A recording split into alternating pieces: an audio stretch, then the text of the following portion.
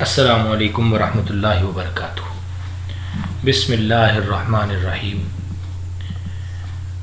عزیز سامعین، میں عمر فاروق آپ لوگوں کو فہم اسلام کے یوٹیوب چینل میں خوش آمدید کہتا ہوں اور امید کرتا ہوں کہ آپ لوگ خیر و عافیت سے ہوں گے۔ معزز سامعین، آج ہمارا قرآن سیریز کا چوتھا لیکچر ہے۔ اس سے پہلے کہ ہم اپنے اگلے لیکچر کی جانب بڑھیں، ہم گزشتہ سبق کے کچھ اہم نکات کو دیکھ لیتے ہیں کہ وہاں پر ہم نے قرآن مجید کی کن چیزوں کے بارے میں پڑھا۔ عزیز سامعین، ہم نے پچھلے سبق میں منافقین سے متعلق پڑھا کہ جہاں پر اللہ رب العالمین نے منافقوں کا مسلمانوں کے ساتھ جو رویہ تھا اس کو سب کے سامنے عیاں کر دیا، اور وہ جو اپنے ہی آپ میں اس چیز میں مبتلا تھے کہ شاید وہ اپنے اس دو رنگی سے، دو رنگ ہو جانے سے، دو رخی سے وہ لوگوں کو یا نبی اکرم صلی اللہ علیہ وسلم کو یا آپ کے ساتھیوں کو کسی طرح سے دھوکہ دینے میں کامیاب ہو رہے ہیں، اللہ نے ان کے اس دلی کیفیت کو لوگوں کے سامنے عیاں کر دیا جس کے ساتھ ان کی سبکی ہوئی۔ اور یہ صرف اس دور کے منافقین کے بارے میں نہیں، یہ تو خصوصی طور پر نبی صلی اللہ علیہ وسلم کو اس دور میں تو ناموں کے بارے میں، یعنی ان لوگوں کے بارے میں نشاندہی کی گئی تھی، لیکن اصول یہی ہے کہ منافق کا جو نفاق ہے، اس کی دو رخی ہے، وہ کسی صورت چھپ نہیں سکتی۔ اس کے بعد اللہ رب العالمین نے منافقین کا تذکرہ کرتے ہوئے ان سے متعلق ان کی مثالیں بیان کی کہ وہ کس طرح الگ رہ جاتے ہیں، کس طرح ان کے اوپر جو ہدایت کا نور ہے وہ ان سے دور ہوتا چلا جاتا ہے، اور کس طرح سے ان کے قدم متزلزل ہو جاتے ہیں، اور وہ کسی طرح سے بھی ایسی طاقت نہیں رکھتے کہ وہ اللہ رب العالمین کی طرف سے حق کو پہچان سکے۔ تو گویا کہ ان کے اوپر اللہ رب العالمین مہر لگا دیتے ہیں، سم بکم عمی، اللہ ان کو، ان کی سماعتوں کو، ان کے حق بولنے کو، اور اللہ ان کے حق کو دیکھنے کی صلاحیتوں کو سلب کر لیتے ہیں۔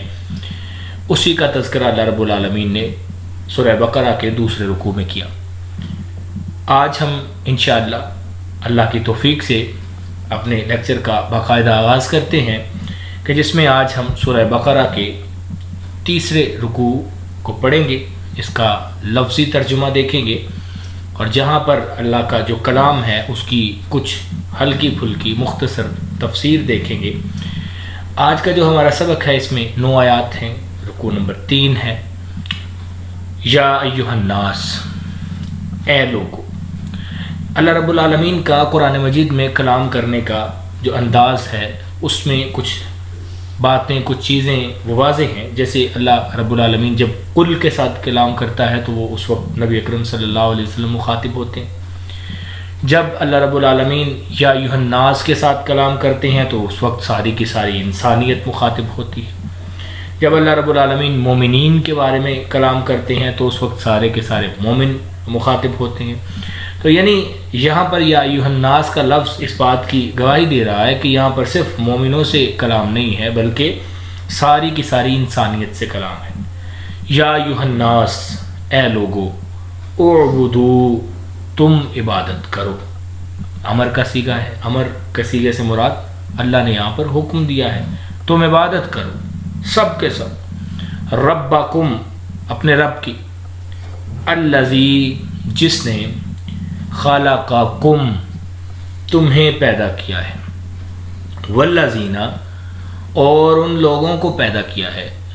من قبلکم، جو تم سے پہلے تھے، لعلکم تتقون، تاکہ تم پرہیزگار ہو جاؤ۔ کچھ مفسرین نے یہاں پر یہ بھی کہا، یعنی اس کا ترجمہ اس طرح سے بھی کیا کہ لعلکم تتقون، کاش یا شاید تم بچ جاؤ۔ یعنی جب تم اپنی زندگیوں میں اللہ رب العالمین کی عبادت کو اصول بناؤ گے تو یہ تمہاری بچت کا، یہ تمہارے بچ جانے کا ذریعہ بن سکتی ہے۔ تو تاکہ تم بچ جاؤ اس کے لیے تمہیں کیا کرنا ہے؟ تمہیں اللہ رب العالمین کی عبادت کرنی ہے، اور عبادت یوں ہی نہیں کر رہے، اس نے تمہارے اوپر احسان کیا ہوا ہے کہ اس نے تمہیں بھی پیدا کیا ہے اور تمہارے آباء و اجداد کو بھی پیدا کیا ہے۔ الذی جعل لکم الارض، وہ ذات جس نے بنایا لکم تمہارے لیے الارض زمین، جس نے تمہارے لیے زمین بنائی، فراشن فرش یعنی بچھونا، والسماء بناء اور آسمان چھت یعنی آسمان کو چھت بنایا، وَأَنزَلَ مِنَ السَّمَاءِ اور اتارا آسمان سے، ماءً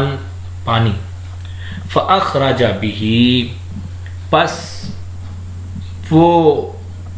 نکالتا ہے، من الثمرات اس کے ساتھ پھلوں کو، رزقاً رزق، لکم تمہارے لیے، یعنی اس نے جب آسمان سے پانی برسایا تو اس کے ساتھ کیا ہوا، اس کے ساتھ اس نے نکالا تمہارے لیے رزق زمین سے جب پھل نکالے یہ تمہیں رزق دیا اس نے۔ فلا تجعلوا پس نہ تم بناؤ، للہ اللہ کے لیے یا اللہ کے ساتھ، لفظی ترجمہ تو اللہ کے لیے ہوگا، اندادن کوئی شریک، وَأَنْتُمْ تَعْلَمُونَ اور تم جانتے ہو۔ اچھا یہاں سے میں تھوڑی سی ایک بالکل مختصر سی بات یہاں بتاؤں کہ مشرکین مکہ جو ہیں ان کا یہ عقیدہ تھا، یعنی وہ نبی صلی اللہ علیہ وسلم کے سامنے بھی وہ اللہ رب العالمین کی عبادت یا اللہ رب العالمین کو خدا سمجھنا، یعنی وہ اس سے انکار نہیں کرتے تھے، لیکن ان کا عقیدہ یہ تھا کہ اللہ نے کچھ ڈیوٹیاں، کچھ کام یہ جن بتوں کی ہم عبادت کرتے ہیں ان کو دے دیے ہیں۔ اب یہی کفریہ عقیدہ ہے ہمارے ہاں، بدقسمتی کے ساتھ خاص طور پہ ہمارے اس بر صغیر میں لوگوں نے یہ سمجھا کہ شاید یہ کوئی کام نہیں ہے، ہم اصل تو اللہ رب العالمین کو ہی سمجھتے ہیں۔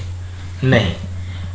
اب وہی بات اللہ نے یہاں ذکر کر دی، تو ہمیں اپنی عقل کے گھوڑے دوڑانے کی ضرورت نہیں ہے۔ دیکھیں جس شخص کا جتنی بھی عزت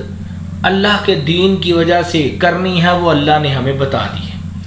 نبی صلی اللہ علیہ وسلم نے ہمیں بتا دی ہے، ہمیں اس سے زیادہ وہ عزت جو ہمارے ایمان کو خطرے میں ڈالتے ہیں اس سے ہمیں گریز کرنا ہے۔ یعنی ایسا نہ ہو کہ ہم کسی شخص کی عزت کرتے رہیں اور آخر میں کیا ہو کہ ہمارا ایمان ہی ختم ہو چکا ہو، اس چیز سے بچنا ہے۔ تو ہمارے ہاں بھی کچھ ایسے عقائد اس وقت موجود ہیں، گو کہ ہم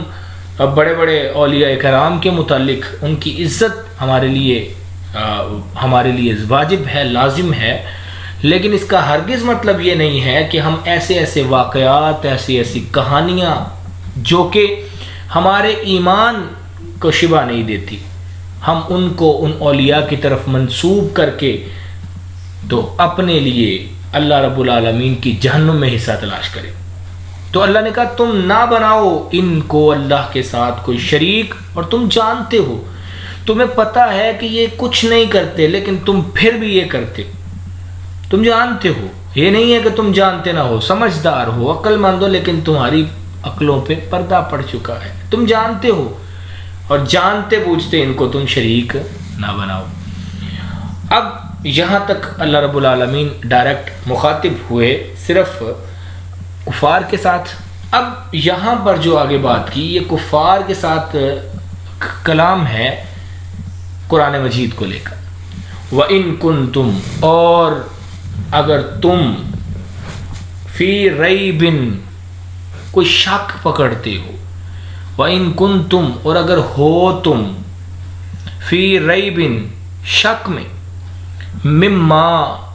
اس میں جو نزلنا ہم نے نازل کیا ہے، اگر تمہیں لگتا ہے کہ جو ہم نے نازل کیا ہے اس میں کچھ شک ہے، وَإِن كُنتُمْ اور اگر تم ہو اس میں شک میں مبتلا ہو جو ہم نے نازل کیا ہے، علی عبدنا اپنے بندوں پر، یعنی ہم نے اپنے جو بندے ہیں حضرت محمد صلی اللہ علیہ وسلم اس پر جو چیز نازل کی ہے اس میں تم شک میں مبتلا ہو، کہ تم سمجھتے ہو کہ شاید یہ کلام اللہ کا نہیں ہے، تو اللہ کہتے ہیں فَأْتُوا پس لاؤ بِسُورَةٍ ایک صورت مِن مِثْلِهِ اس کی مثل، یعنی اگر ہم نے اس میں کوئی صورت نازل کی ہے تو اسی صورت کی طرح کی کوئی صورت۔ اب اس کا مطلب یہ نہیں ہے کہ صرف وزن برابر کر کے اور بس آیات جتنی کوئی عربی بنا کر لے، اور نہیں، اس کی فصاحت و بلاغت اور اس میں حقائق اور جو چیزیں اللہ رب العالمین کے کلام کی خصوصیات ہیں، جو اس کا اعجازی پہلو ہیں، ان ساری کی ساری چیزوں کو مد نظر رکھتے ہوئے ایک صورت بناؤ۔ تو اس کے بارے میں اللہ نے کہا وَدْعُوا شُهَدَاءَكُمْ، اور بلاؤ اپنے گواہوں کو، مِن دُونِ اللَّهِ اللہ کے علاوہ، ان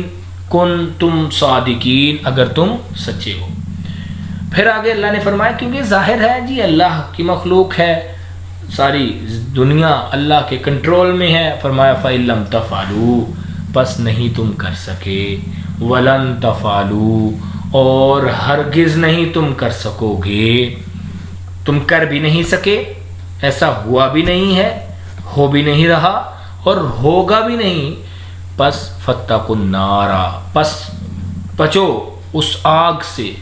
الَّتِي وَقُودُهَا النَّاسُ وہ آگ، وَقُودُهَا النَّاسُ اس کا ایندھن، الناس لوگ ہوں گے، والحجارۃ اور پتھر ہوں گے، اعدت للکافرین وہ تیار کی گئی ہے کافروں کے لیے۔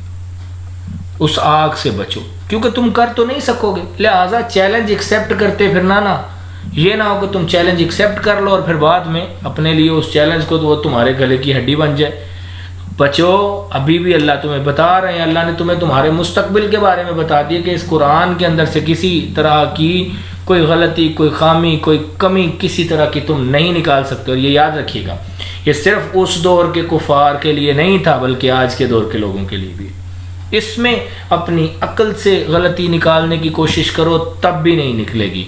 اور اپنی نیت سے غلطی نکالنے کی کوشش کرو کہ بھائی میں نہ جانے میں نے نہیں ماننا، تو نہ مانو، لیکن اس میں سے کسی طرح کی کوئی غلطی، کوئی کمی، کوئی کوتاہی، کوئی چھوٹی سی بھی ایسا عیب نہیں تلاش کر سکتے جو تم کہہ سکو کہ بھائی قرآن مجید کے اندر ہے۔ وَبَشِّرِ الَّذِينَ اور خوشخبری ہے ان لوگوں کے لیے، بشارت دے دو ان لوگوں کو، آمنو جو ایمان لائے، وَعَمِلُوا الصَّالِحَاتِ اور عمل کیے نیک، ان لہم بے شک ان کے لیے جنات جنت، باغات ہیں، تجری بہتی ہیں، من تحتہا اس کے نیچے سے، الانہار نہریں، یعنی ایسے باغات کی خوشخبری دو ایمان والوں کو، نیک اعمال کرنے والوں کو، کہ جس کے نیچے سے نہریں بہتی ہیں، جس کے اندر درخت لگے ہوئے ہیں اور پھر ان درختوں کے نیچے سے نہریں بہتی ہیں، ایسی جنت کی خوشخبری دو، ایسے باغات کی خوشخبری دو۔ کلما رزقوا جب کبھی ان کو رزق دیا جائے گا، منہا اس میں، کس میں؟ جنت میں، من ثمرات کوئی پھل، رزقن رزق کے طور پر، جب ان کو رزق دیا جائے گا، کس کا؟ پھلوں میں سے کوئی پھل جو ہے ان کو رزق کے طور پر پیش کیا جائے گا، قالو، اب یہ صیغہ ماضی کا، لیکن یہاں پر اللہ نے جتنے بھی جو معاملات بیان کیے ہیں بعد کے، ان کے بارے میں، سب کے بارے میں پھر یہاں پر ترجمہ جو ہے وہ جتنے بھی مترجم ہیں انہوں نے اس کا مستقبل کا ترجمہ، قال انہوں نے کہا، یا انہوں نے وہ کہیں گے، ھذا یہ، الذی رزقنا ہمیں رزق دیا گیا ہے، من قبل اس سے پہلے، یعنی مثال کے طور پہ اگر ان کو جنت میں سیب پیش کیا جائے، مثال دے رہا ہوں، باقی اللہ رب العالمین ہمیں ان نعمتوں سے اور ان اپنی جو خوشخبری ہیں ان میں ہمیں بھی شامل کر لے، تو ایک سیب دیا گیا اور وہ دیکھنے کے بعد کہیں گے بھائی یہ تو چیز ہمیں پہلے بھی دی گئی تھی، تو اللہ کہیں گے نہیں بھائی، وہ دیے گئے تھے، بِہِ متشابہا اس سے ملتا جلتا، یہ چیز نہیں تھی، اس سے ملتی جلتی چیز تھی، لیکن اس کا تو کمال ہی الگ ہے، اس کا ذائقہ ہی الگ ہے، وَلَهُمْ اور ان کے لیے، فِيهَا اس میں، کس میں جی؟ جنت میں، ازواج بیویاں ہیں، مطہرات پاکیزہ، وَهُمْ فِيهَا خالدون اور وہ اس میں ہمیشہ رہیں گے، ان اللہ بے شک اللہ تعالیٰ لا یستحیی، اب اس آیت کو بڑا دھیان سے ذرا دیکھیے گا، اللہ تعالیٰ لا یستحیی نہیں شرماتا،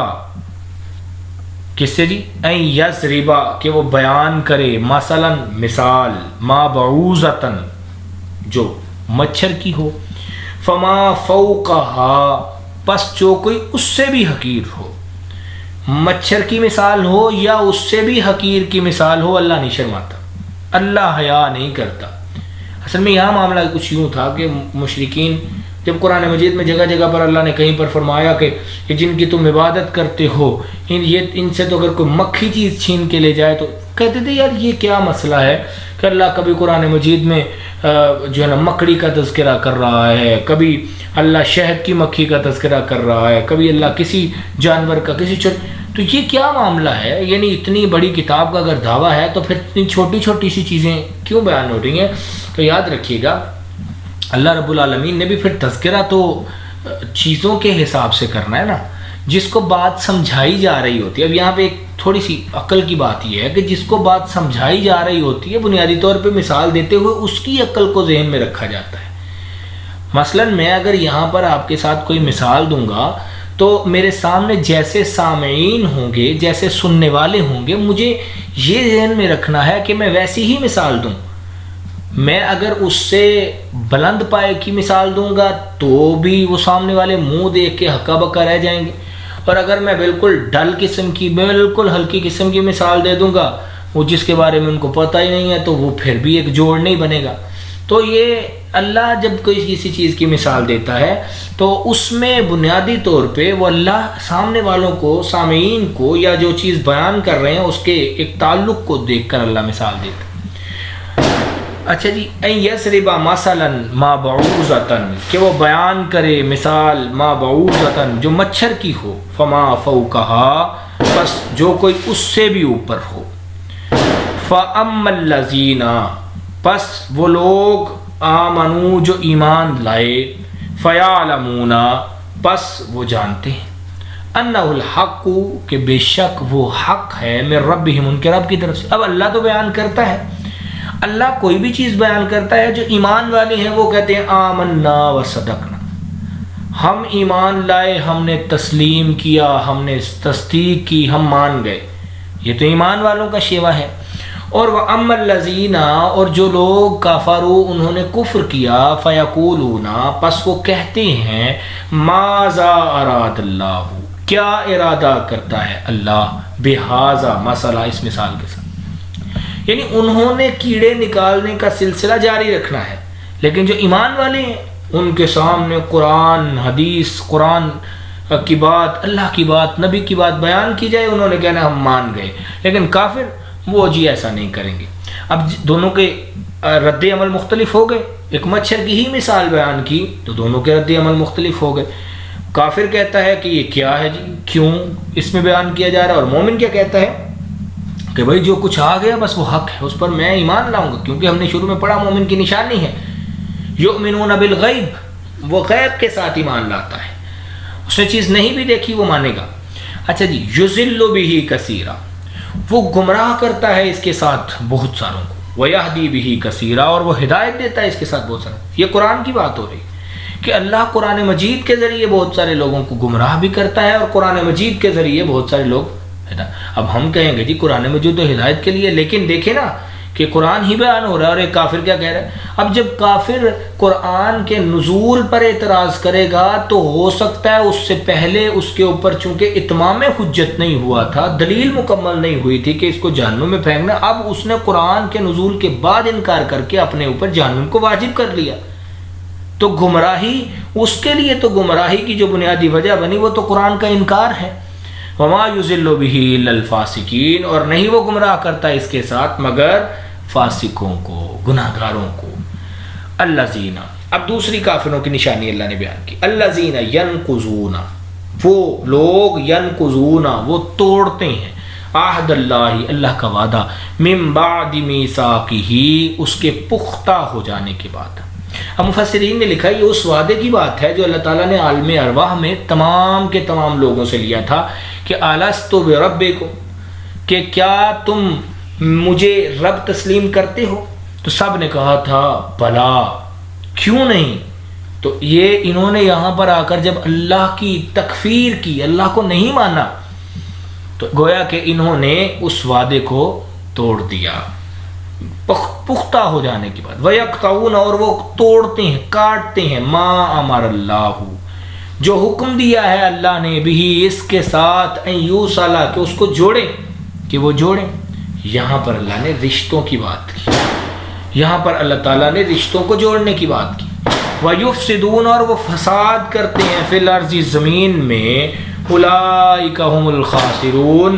وہی لوگ خسارہ پانے والے ہیں۔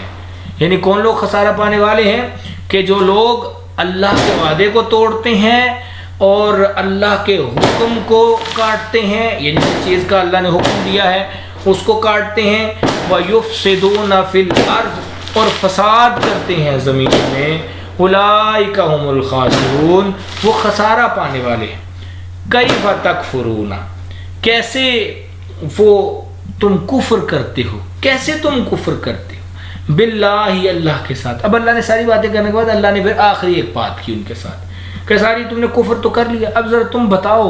کہ تم سارا کچھ جاننے کے باوجود کفر کیسے کر لیتے ہو، تمہاری ہمت کیسے پڑتی ہے؟ کیف تکفرون، کیسے تم کفر کرتے ہو باللہ، اللہ کے ساتھ،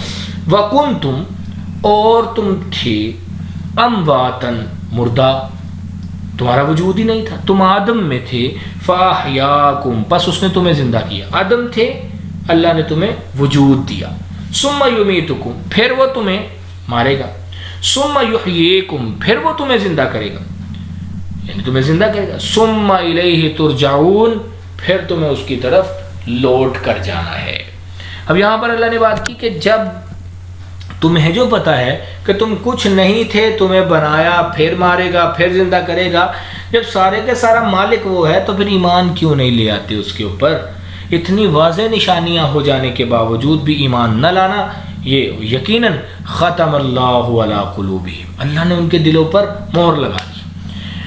اچھا جی، هو الذی، وہ ذات ہے، خلق لکم، اس نے بنایا تمہارے لیے، ما فی الارض، جو کچھ زمین میں ہے، جمیعاً، سارے کا سارا،